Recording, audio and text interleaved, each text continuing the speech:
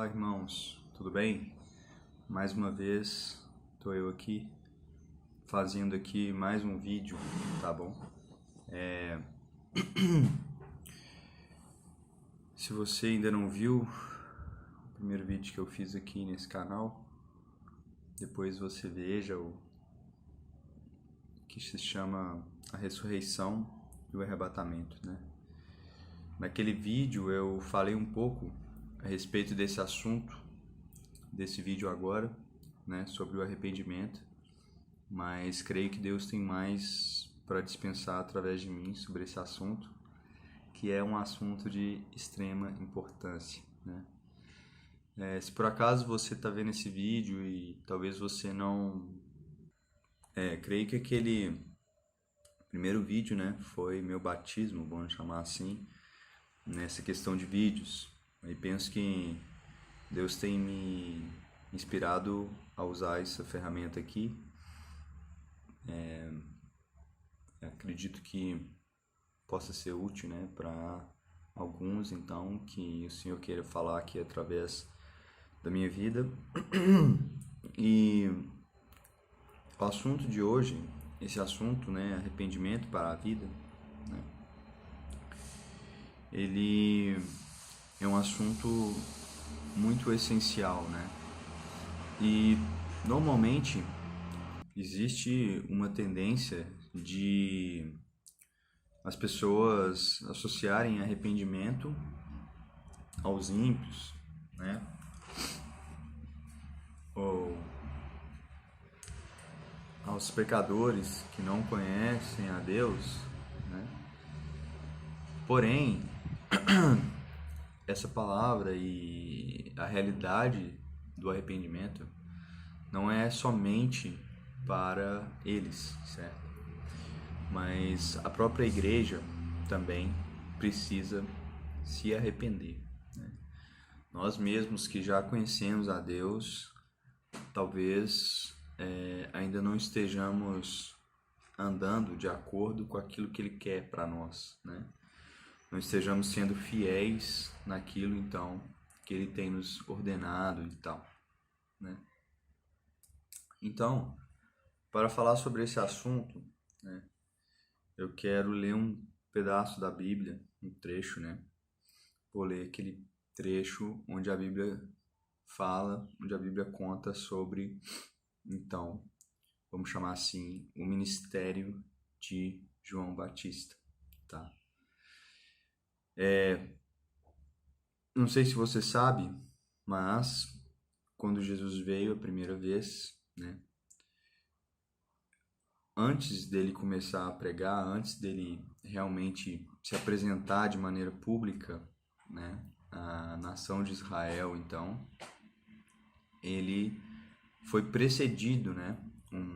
Deus, então, preparou e usou um homem, né, chamado João, né, para pregar, né? E ele começou a pregar ali, principalmente em toda a região em volta do Rio Jordão, né? E ele estava pregando para que as pessoas se arrependessem. E ele estava anunciando que o Messias estava chegando, ou o Messias já estava entre eles, de fato, né? E também estava anunciando que o reino de Deus está próximo, né? Então, eu quero ler algum texto da Bíblia, né? E se você puder ler junto, vai ser interessante, né? Será bom. Então, vamos ler. Vou pegar minha Bíblia aqui. O trecho que eu vou ler está em Lucas, tá bom? Vou ler então a descrição que Lucas faz do ministério de João, tá? Lucas capítulo 3, tá? Eu vou ler então a partir do versículo 3. Tá falando sobre João, tá? Que ele falou um pouco antes do verso 3, né? Capítulo 3, verso 3, um pouco antes desse verso. Ele diz, né? João, filho de Zacarias, no deserto, né? Veio a palavra do Senhor a João, né? Filho de Zacarias, no deserto, certo? Versículo 3, vamos ler. Ele percorreu toda a região próxima ao Jordão, pregando um batismo de arrependimento para o perdão dos pecados, como está escrito no livro das palavras de Isaías, o profeta. Voz do que clama no deserto, preparem o caminho para o Senhor. Façam veredas retas para ele. Todo vale será aterrado, e todas as montanhas e colinas niveladas. As estradas tortuosas serão endireitadas, e os caminhos acidentados aplanados. E toda a humanidade verá a salvação de Deus. João dizia às multidões que saíam para serem batizadas por ele: raça de víboras, quem deu a vocês a ideia de fugir da ira que se aproxima? Deem frutos que mostrem o arrependimento. E não comecem a dizer a si mesmos: Abraão é nosso pai. Pois eu digo que destas pedras Deus pode fazer surgir filhos a Abraão. O machado já está posto à raiz das árvores, e toda árvore que não der bom fruto será cortada e lançada no fogo. O que devemos fazer então? Perguntavam as multidões. João respondia: quem tem 2 túnicas, dê uma a quem não tem nenhuma. E quem tem comida, faça o mesmo. Alguns publicanos também vieram para serem batizados. Eles perguntaram: Mestre, o que devemos fazer? Ele respondeu: não cobrem nada além do que foi estipulado. Então alguns soldados lhe perguntaram: e nós, o que devemos fazer? Ele respondeu: não pratiquem extorsão, nem acusem ninguém falsamente. Contentem-se com o seu salário. O povo estava em grande expectativa, questionando em seu coração se acaso João não seria o Cristo. João respondeu a todos: eu os batizo com água, mas virá alguém mais poderoso do que eu, tanto que não sou digno nem de desamarrar as correias das suas sandálias. Ele os batizará com o Espírito Santo e com fogo. Ele traz a pá em sua mão, a fim de limpar sua eira e juntar o trigo em seu celeiro, mas queimará a palha com fogo que nunca se apaga. E com muitas outras palavras, João exortava o povo e lhe pregava as boas novas. Amém. Bom, aqui então é descrito o ministério de João, certo? Quem é João, né? João Batista, né, foi um homem, então, devidamente escolhido por Deus, certo? A Bíblia fala sobre o evento, né, do seu nascimento, né? Seus pais eram idosos, não podiam ter filhos, e Deus então concedeu essa graça, essa bênção lá para eles, e eles então tiveram João, né? E a Bíblia conta então que João foi morar e viver no deserto, certo? João então é um homem extremamente diferenciado, né, na sua época. Ele viveu totalmente separado de tudo aquilo que há no mundo, certo? Literalmente, João viveu fora da cidade, fora desse mundo, né? Ele viveu no deserto e provavelmente foi criado, cresceu lá, né? A Bíblia não conta os detalhes, né? Mas creio que ele viveu lá e que ele foi uma espécie como Depois, na história da igreja, haviam muitos mosteiros e coisas assim, né? Então, podemos dizer que João era uma espécie de monge, um pouco diferente, né? Mas João se separou, né? Deus separou ele, né? E, e ele foi então especialmente formado por Deus para um propósito, né? Para esse propósito do seu ministério. João era um pouco mais velho que Jesus, a Bíblia fala, né? Talvez em torno de 6 meses, se não me engano. E antes que Jesus chegasse, antes que Jesus se revelasse ou se mostrasse para a nação de Israel, João veio pregando o Evangelho.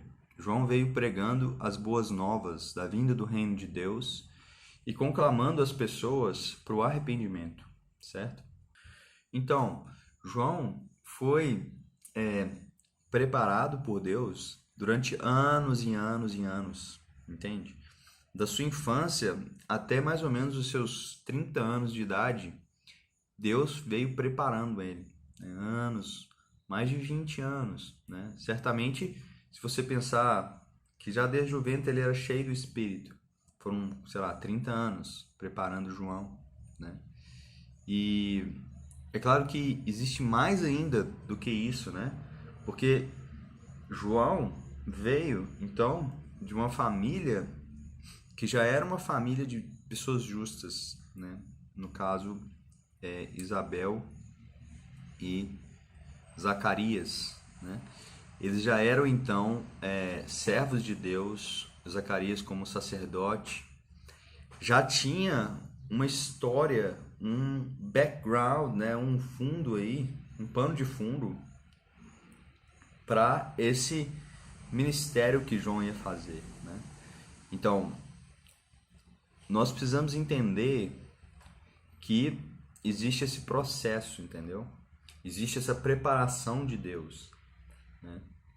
Na nossa vida e na vida de qualquer um que tenha vontade, desejo, né, de servir a Deus, certo? Então, João teve aquela preparação, onde ele passou um bom tempo isolado no deserto, né? João não era um cara conhecido na sua cidade, né? Ele naturalmente, né, é nascido em Hebron, mas ele não era conhecido lá, né? Ele morou no deserto, né? E nós não sabemos muito sobre a vida dele, mas uma coisa é certa, né? Ele foi um homem santificado por Deus, né? Foi um homem separado por Deus, né? E o ministério que ele exerceu talvez durou pouco tempo, entre 6 meses a 1 ano, no máximo, eu acho. Foi ali o tempo do ministério dele, né? Pode até ter sido mais na realidade, mas de qualquer forma foi algo muito curto, né? Ele começou a pregar e depois ele acabou sendo preso, né, por Herodes, e Herodes o decapitou, né? Ele foi então decapitado pelo rei Herodes, certo? E então, o que eu estou querendo dizer aqui, o que estou querendo mostrar com tudo isso, é que aquilo que Deus tem falado comigo, né, sobre esse tempo final, né, que eu falei um pouco no outro vídeo, a ressurreição e o arrebatamento, né, em que lá eu pontuo com clareza, pelo menos tento fazer, né, com clareza, essa ordem, esse momento de quando será a ressurreição dos mortos em Cristo, quando será o arrebatamento, né? Se você não viu, é importante para a igreja saber isso, né? Não se deixar iludir nem se enganar com outras coisas, né? Com ensinos estranhos. Então, eu creio eu imagino, né, Deus tem falado comigo, e não somente comigo, mas também você vê isso até em vários lugares da igreja, as pessoas com esse discernimento. Antes da vinda do Senhor, né, o profeta Malaquias, né, profetizou que o Elias iria vir antes, né, da vinda do Senhor. Então ele fala que o Elias ia aplainar os caminhos tortos, ia endireitar os caminhos, até que a gente leu, né, só que aquele é de Isaías, né, a voz no deserto, né. E em Malaquias, então, fala que Elias, né, converteria o coração dos pais aos filhos, dos filhos aos pais e tal, para que o Senhor não venha e fira a terra com maldição, certo? Esse ministério, então, esse ministério de Elias, né, vamos dizer, um trabalho profético, né, que tem que ser feito antes da vinda do Senhor, certo? Na primeira vez que o Senhor esteve aqui, né, e ele veio ali de uma maneira específica primeiramente, né, para a nação de Israel, né, e ele veio então para ser o Cordeiro de Deus, né, para ser imolado, para ser sacrificado e então tirar os pecados do mundo, né, daqueles que estão nele.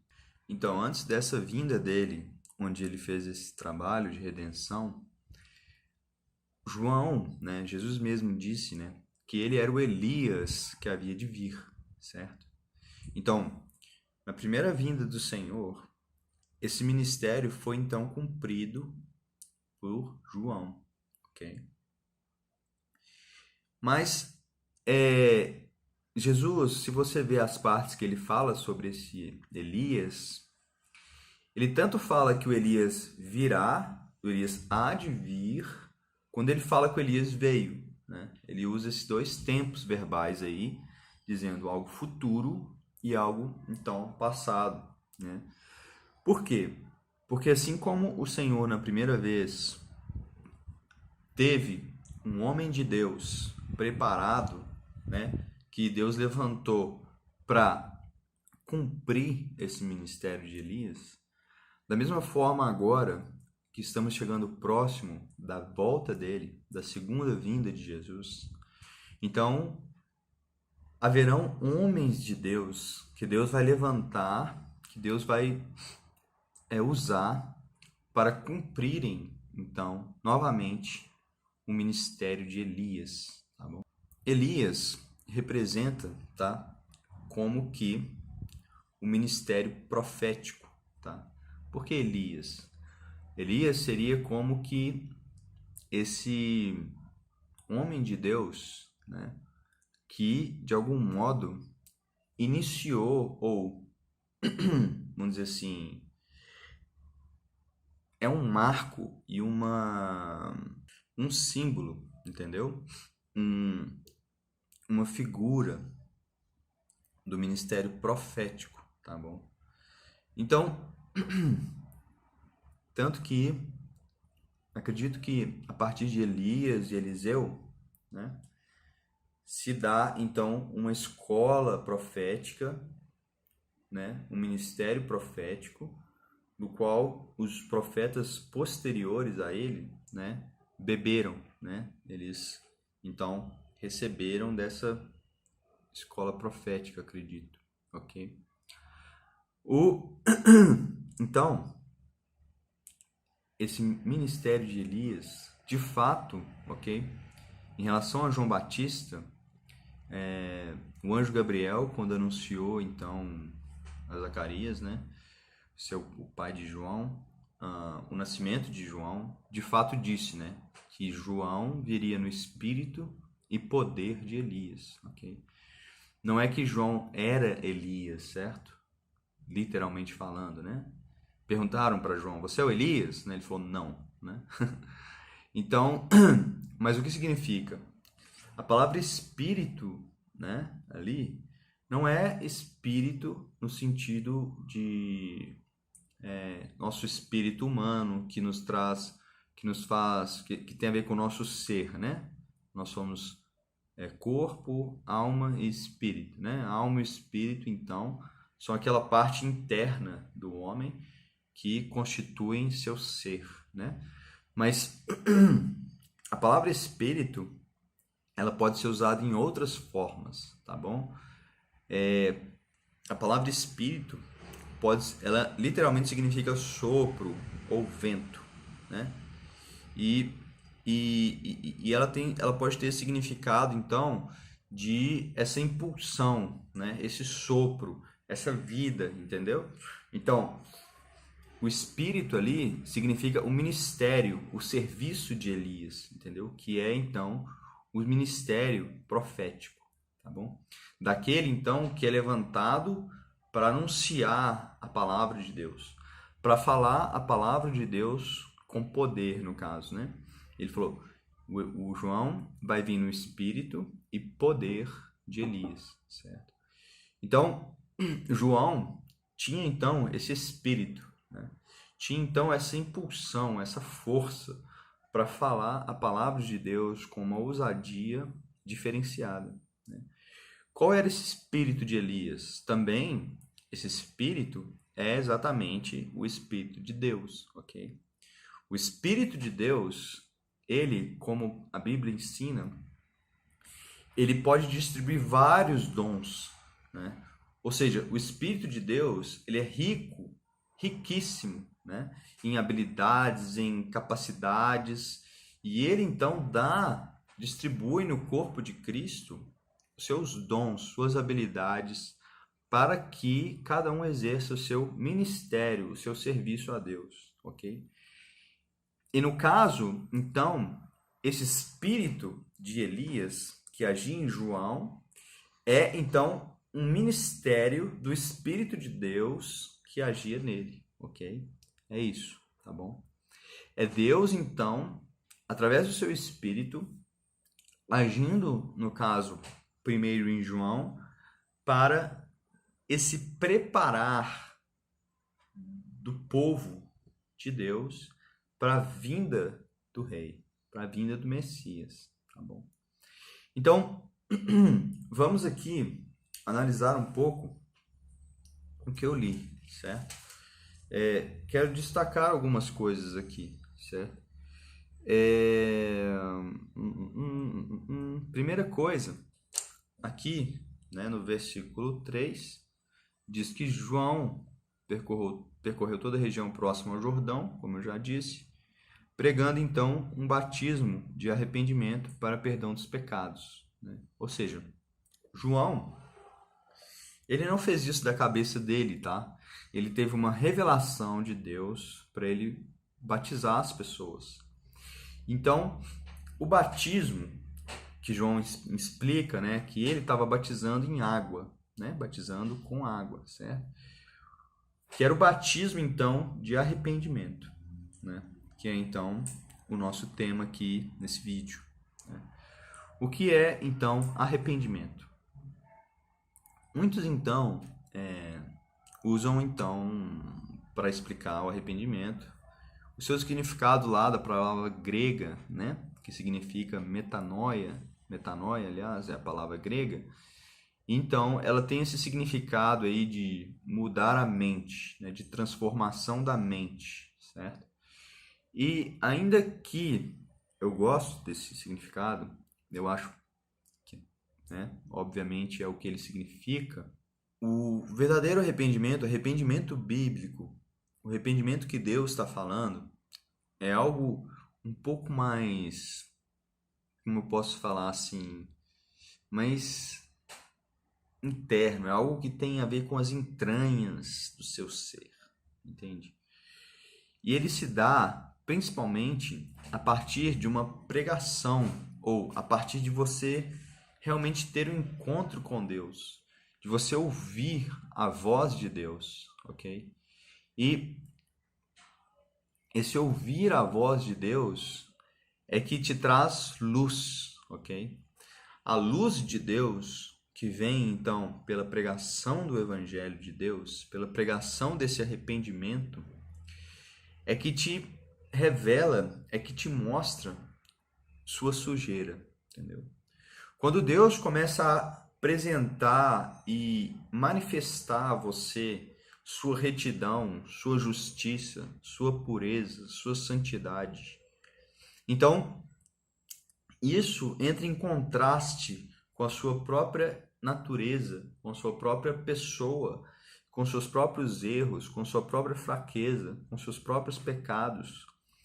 E isso então te dá um reconhecimento, te faz perceber com clareza como você está imundo, como você está sujo, como você precisa ser purificado, como você precisa então ser limpo dos seus pecados. Então, por que então João, quando estava pregando arrependimento, Deus ordenou ele que ele deveria batizar as pessoas? Batizar, né, também significa imergir as pessoas em água, ok?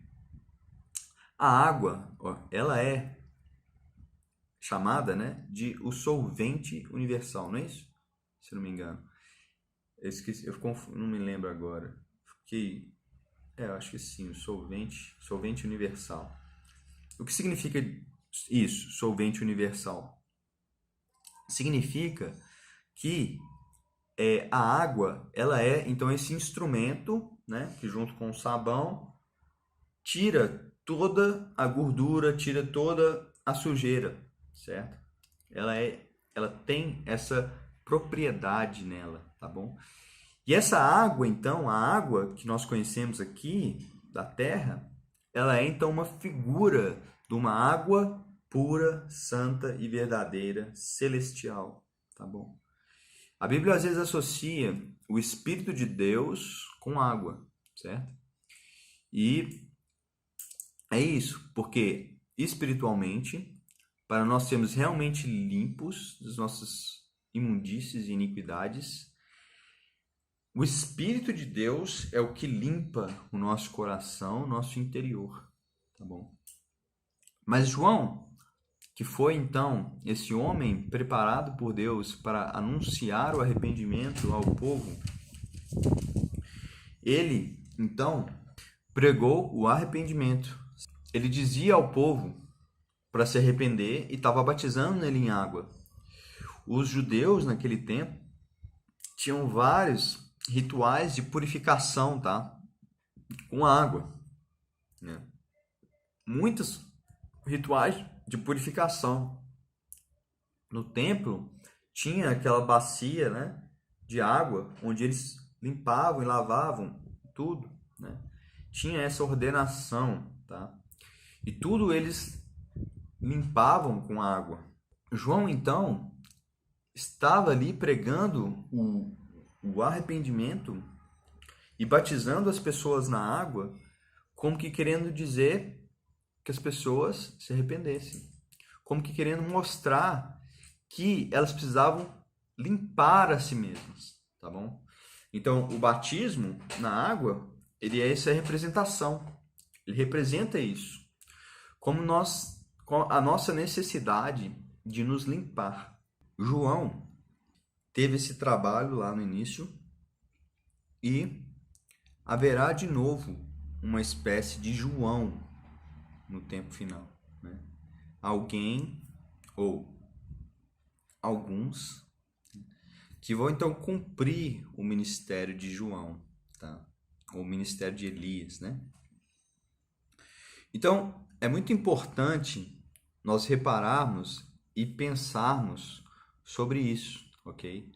Sobre quem é João Batista.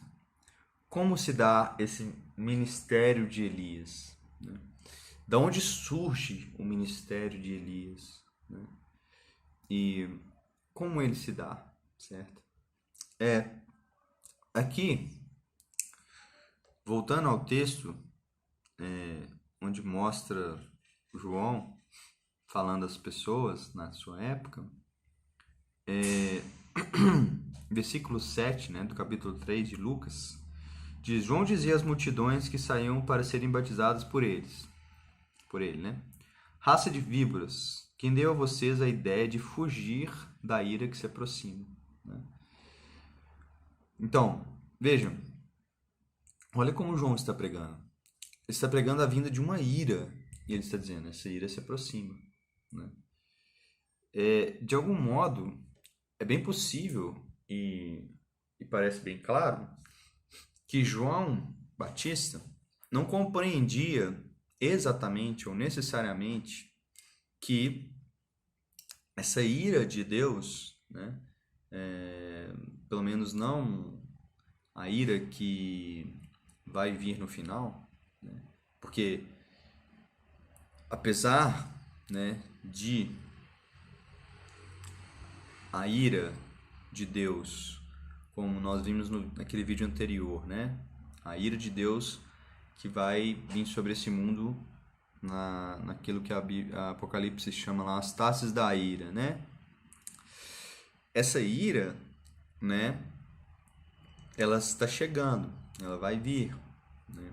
Mas apesar de na época de João não ter tido essa ira, né, de certo modo também teve um julgamento, um juízo com a nação de Israel, né, principalmente ali no ano 70, quando o templo foi destruído, a cidade de Jerusalém foi destruída, né?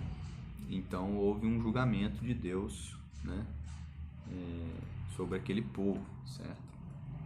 Então, nesse sentido, aconteceu um julgamento de Deus, né?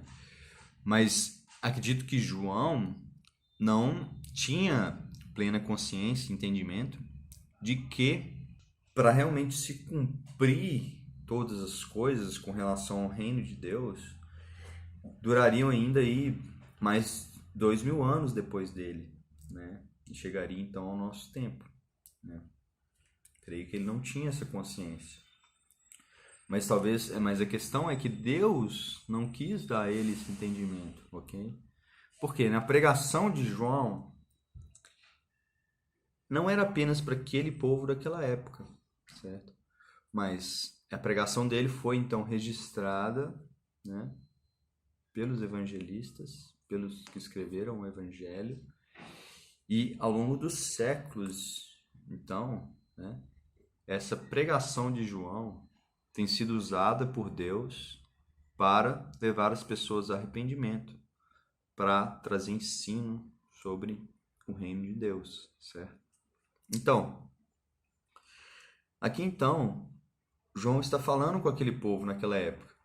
Quem ensinou vocês a fugir da ira que está vindo, né? Ou seja, não há como você fugir, é o que ele está querendo dizer, né? Todos vão se encontrar com Deus, né? E a ira de Deus, ela é uma ira santa e pura, né, contra o mal, contra o pecado, certo? Ele, como um Deus bom e justo, vai destruir o mal, o pecado, certo? Então, essa ira de Deus, ela tem esse alvo, tá bom?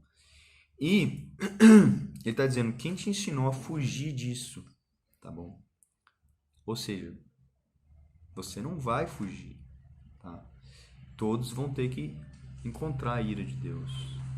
Deus não vai permitir que o mal sobreviva, ou vamos dizer assim, continue a poluir e destruir e tal. Isso não vai continuar eternamente, tá bom? O mal vai ser parado, o mal vai ser cessado por Deus. E não vai haver o mal mais futuramente, tá bom? Então, então ele falou, olha, deem frutos que mostrem arrependimento. Ou ele fala, deem frutos dignos de arrependimento, né? Ou seja, o arrependimento, como eu estava dizendo, ele consiste em você perceber a realidade sua realidade, sua necessidade de limpar a si mesmo, sua necessidade de reformar sua vida, né? Como ele vai ensinar aí para frente também, né? É necessário uma atitude para isso, ok? É necessário que você se mova, é necessário que você mude seus hábitos, mude sua vida, mude seus pensamentos, né? Aquilo que é imundo e pecaminoso tem que ser abandonado, tá? Então ele está dizendo, olha, o arrependimento tem frutos, raça de víboras, ou seja, hipócritas, é o que ele estava dizendo, né? Porque no meio do povo lá existiam também os fariseus, os saduceus, aqueles religiosos, né?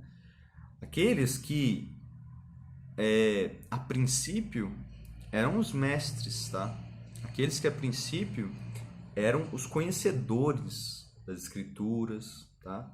Eram os que eram talvez os observadores estritos, restritos, aparentemente sendo fiéis àquilo que está escrito, tá bom? E essas pessoas, elas não ouviram João, a pregação de João, tá?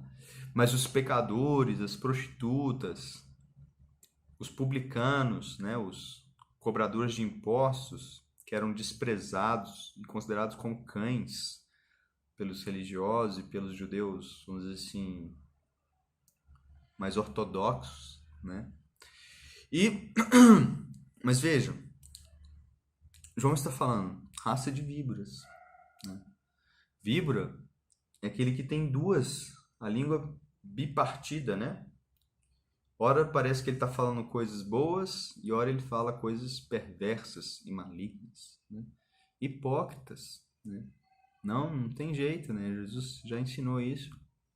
Jesus, aqui não nessa hora, né? Mas a Bíblia ensina, Jesus ensina, né? Que uma árvore não pode produzir frutos bons e maus, né? Ou uma árvore boa produz frutos bons, ou uma árvore má produz frutos maus. Então, isso aqui que ele diz agora é muito importante, tá? E eu quero trazer para os nossos dias, para o nosso tempo que ele está falando. Ele diz o seguinte, olha, e não comecem a dizer a si mesmos, Abraão é nosso pai, tá? Então, a nação de Israel, o povo judeu, eles tinham esse orgulho, um orgulho de certo modo puro, um orgulho de certo modo bom. Eles, olha, nós somos descendentes, nós somos filhos de Abraão, certo? Porque Abraão foi um homem de Deus, separado por Deus, e de fato Deus santificou os descendentes de Abraão, que formaram então, ao longo do tempo, um povo. E Deus então santificou esse povo, escolheu esse povo, entregou a lei, entregou as promessas, e muitas coisas, né, foram entregues, então, a esse povo, certo? O povo escolhido de Deus. E, no que se refere ao Antigo Testamento, antes de Jesus, eles representavam o testemunho de Deus na terra, certo? Eles mostravam, eles manifestavam, né, como nação, a princípio, a retidão de Deus. Claro que nem sempre, né? Eles também fizeram coisas terríveis e muitas vezes Deus teve que julgá-los, discipliná-los, né? Mas João está dizendo aqui, não fica dizendo somos filhos de Abraão, Abraão é nosso pai, tá? Ele fala assim, mas você tem que produzir fruto de arrependimento, né? Você tem que mudar a sua vida. Você tem que andar naquilo que Deus está falando com você, né? Diariamente, tá bom? Então, aqui seria mais ou menos o seguinte. Em nossos dias, seria... Não diga, tipo, eu sou cristão, eu sou crente, sou evangélico, né? Sou católico, né? Não. Isso não tem relevância. O que tem relevância é que quando Deus falar a sua palavra profética, você então ouça e você então se arrependa. Você então haja com obediência, com fé, com humildade à voz de Deus que estiver falando, né? Aqui, João diz o seguinte, veja bem, verso 9. O machado já está posto à raiz das árvores, e toda árvore que não der bom fruto será cortada e lançada ao fogo. Veja, olha como João está dizendo. João não está pregando aqui meramente para os gentios, para o povo que não conhece a Deus. João estava falando para o povo de Deus, ok? E ele está dizendo, olha, um machado está colocado na raiz das árvores. E toda árvore que não der bom fruto vai ser cortada e vai ser lançada no fogo. Então veja, João está anunciando a vinda do reino de Deus, entende? E no reino de Deus, somente aquilo que é puro, santo, vai entrar, ok? Então, tudo aquilo que for algo mal, errado, né? Que não é de acordo com a santidade de Deus, isso vai ser destruído, entende? Vai ser lançado no fogo, como ele diz, certo? E mais para frente ele fala, né, que o Senhor já tem lá organizado sua eira, limpado sua eira. Ele vai recolher o trigo no seu celeiro e a palha ele vai então lançar no fogo, certo? Então, né, você vê, ele está dizendo, vocês têm que mudar suas vidas. Vocês têm que alinhar, acertar suas vidas de acordo com o padrão do reino de Deus que está vindo, certo? Então as multidões até perguntam o que vamos fazer, e ele dá alguns exemplos práticos, né? Ele dá, olha, se você tem 2 túnicas,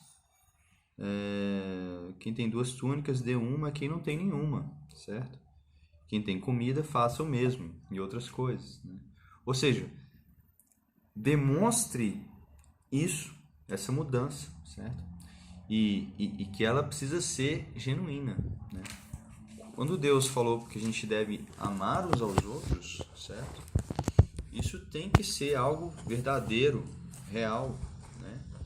E de fato, nós temos que amar uns aos outros, né? E com ações práticas. Com relação aos nossos dias, creio que Deus vai fazer algo muito poderoso e grande agora, né? Assim como eu disse no outro vídeo, né? Creio que nós estamos nos aproximando do tempo do fim, né? Creio que a proximidade da vinda do Senhor é algo realmente algo que está muito próximo. Entendo que Deus vai começar a levantar cada vez mais irmãos e irmãs para falarem sobre o arrependimento. Eu recebi um texto, né, recente agora, com essa onda do coronavírus e tal, do David Wilkerson, né, que foi um pastor americano bem conhecido, e ele disse, parece que em 1986, se não me engano, ele teve uma frase, né, um tanto quanto profética, que ele falou que surgiria uma praga e que essa praga iria atingir a cidade de Nova York, né? E a partir disso, não estou dizendo exatamente o que ele disse, mas é algo parecido com isso. A partir dessa praga, ou epidemia, ou peste, como você quiser falar, começaria uma pregação sobre arrependimento, né? Em maior escala e tal. Então, segundo ele, segundo esse texto dele, haveria então o que ele chamou de terceiro grande despertar, o grande avivamento, né? Eu não sei a quais que ele se refere como os 2 primeiros, mas ele disse que seria o terceiro, né? Bom, eu não sei quanto a essa questão do terceiro ou qual que seja, né? Mas uma coisa certa é que agora, na última hora, nos últimos minutos que estamos para vinda de Jesus, né? Deus então vai começar a levantar homens de Deus, profetas de Deus, que vão começar a pregar, né, o arrependimento, um certo batismo nas águas, não talvez exatamente isso, né? E Deus vai fazer algo novo, algo diferente, tá bom? Alguns dizem, né, que vai ver um cumprimento novo, né, sobre aquela profecia de Joel, né, do que o Senhor diz: vou derramar o meu espírito sobre toda a carne, né? Os meus servos e as minhas servas profetizarão. Certo? Então, essa unção de Deus para o ministério profético, né, vai acontecer, segundo entendo, de uma maneira muito poderosa e grande no fim da era, tá bom? Agora, bom, vai começar em poucos anos, eu acredito. Se a vinda do Senhor está próxima, talvez em torno de 10 anos, 17 anos no máximo, eu acredito, né? Ele vai colocar os seus pés no monte das oliveiras, né? E é chegado a hora, eu creio, de então o povo de Deus se preparar, né? E cada um precisa ir diante de Deus e precisa observar e ver e saber o que ele precisa mudar, né? O que precisa mudar na sua vida, né? O que precisa mudar diante dele, em que você não está obedecendo e seguindo sua voz, certo?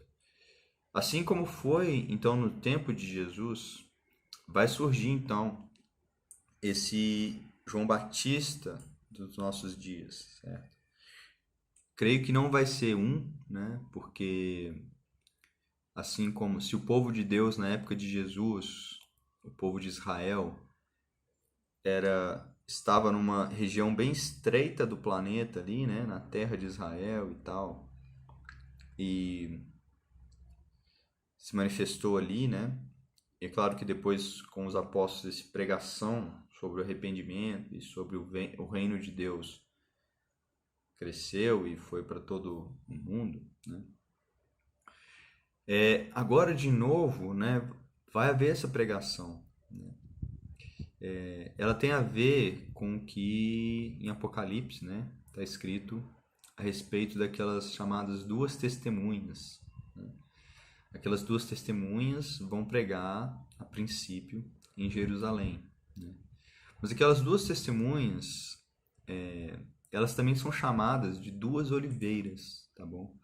Que é uma referência à profecia de Zacarias, tá bom? Que ele fala sobre duas oliveiras, sobre o castiçal de ouro com azeite dourado e tal, ok?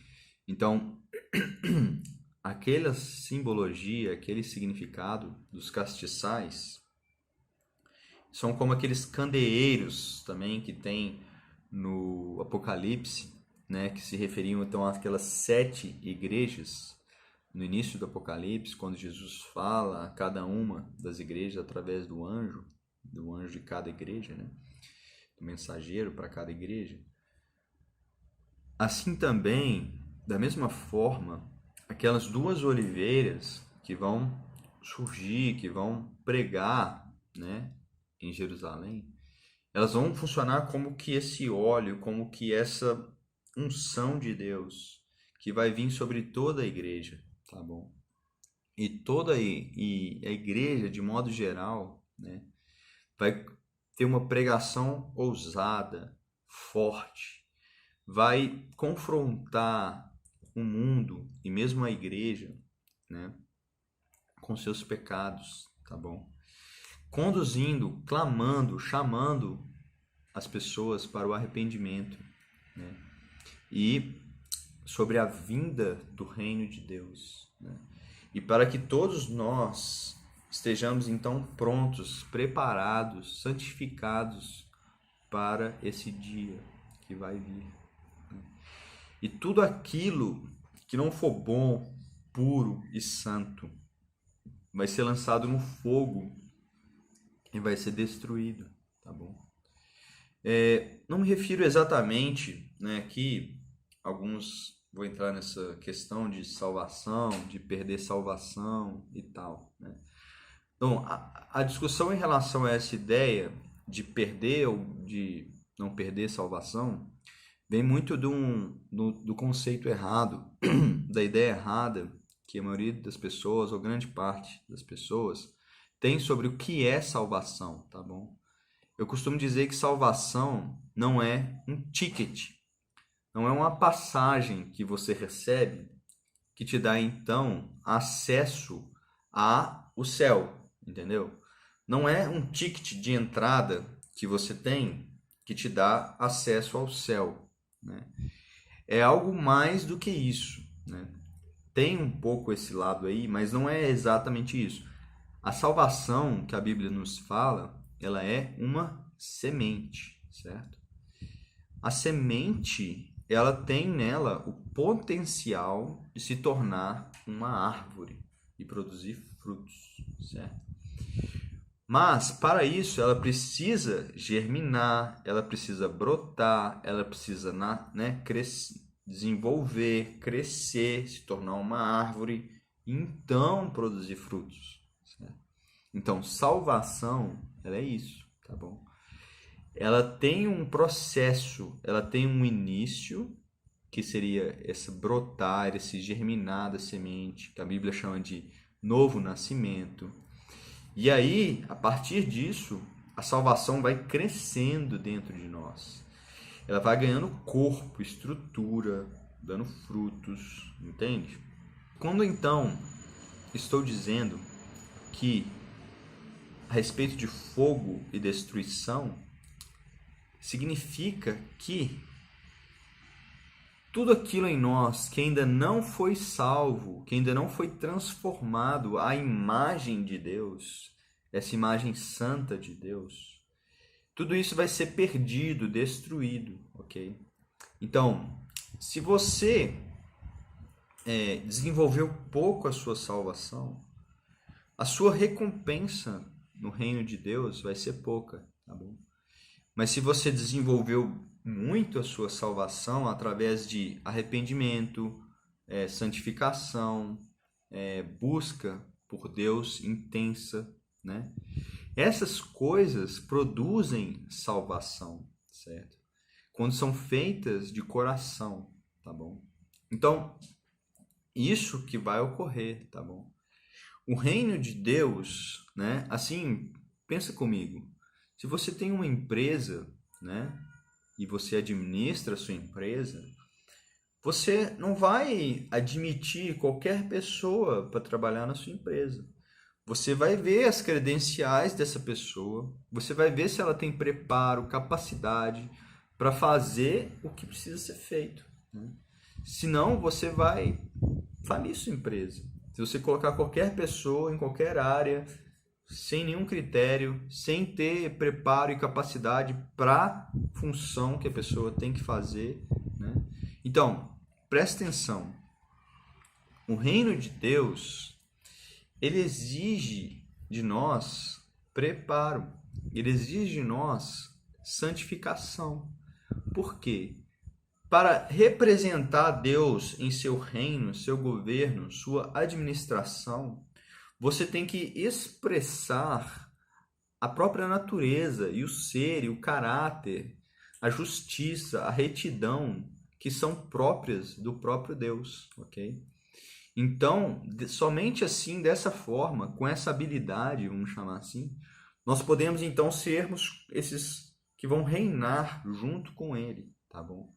Então, haverá antes do reino eterno de Deus, como eu disse também no outro vídeo sobre a ressurreição e o arrependimento e o arrebatamento, Haverá então antes desse reino eterno de Deus, que não terá fim, como que um antigozo, né? Um anti-reino, não antes no sentido de contra, antes no sentido de que vem antes, assim, entendeu? E haverá então o reino que é chamado na Bíblia de o reino de 1000 anos, né? Que Jesus então vai ter sobre este mundo aqui, ok?